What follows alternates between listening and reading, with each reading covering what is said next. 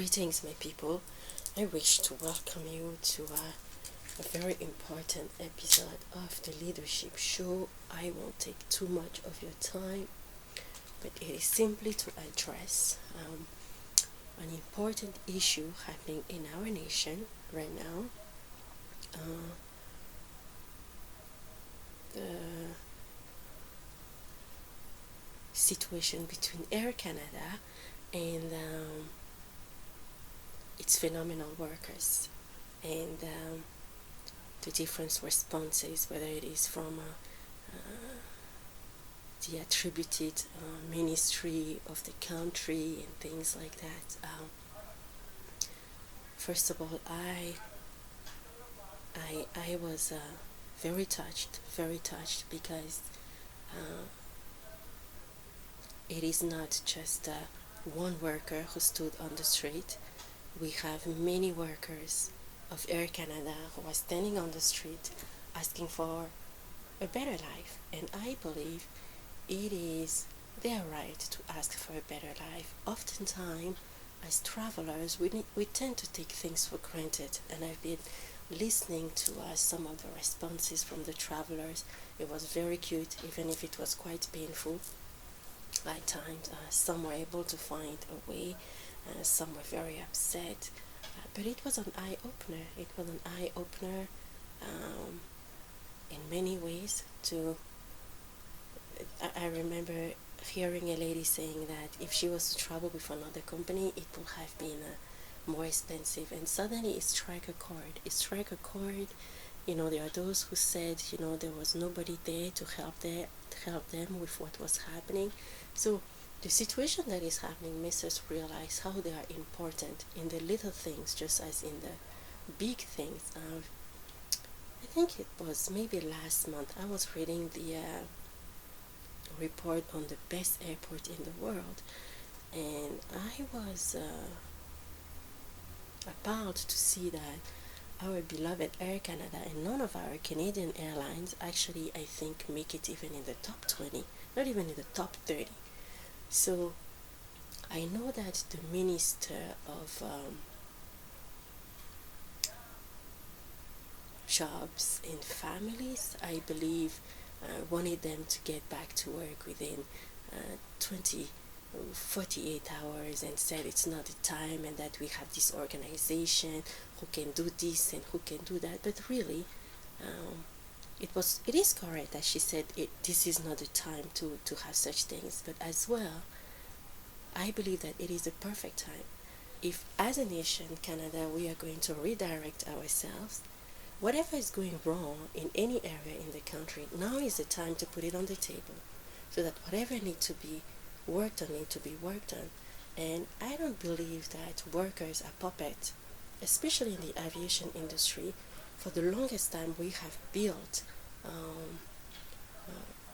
a work system in Canada where we literally, and I'm speaking now as an entrepreneur as well. Now that I am an entrepreneur, I can speak like that. We have built a work system where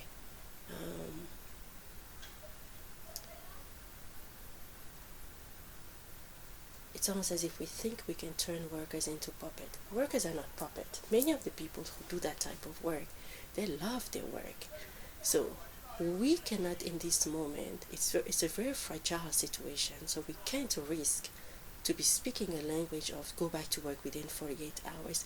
No, whatever time it will take to resolve whatever is going on, let the time be taken, because once they go back to work, it will be a solid foundation. Everybody will be happy. We have nothing to be ashamed of. It is not a pleasant situation, but there is nothing to be ashamed of, because it will resolve many things. And I was very pleased today to hear that Air Canada is beginning to offer, in September. So Air Canada as well is willing to work with the people, with the travelers, and say they will offer them some free trips and things like that. We praise the Lord. Like, the aviation industry is a sensitive industry. When one person isn't happy, like, it can lead to devastating accidents. Like, especially we hear the news in other nations where they take the plane in the air and crash, plane crash. So we can have workers going on board unhappy, or pilot, or even the cleaners, or even the mechanical engineers, even everybody at every level. There must be a solution. If it is a race, and then the ticket must be raised in order for the workers to have the salary that they deserve, so let that be. But we can't have workers working overtime and paying them less. If we don't have enough money and we want to keep the ticket of the prices the same, then let them work less hours and just have many people rotate different shifts and give them the proper salary that they deserve, the vacations that they deserve, the bonuses that they deserve, all these wonderful things, like,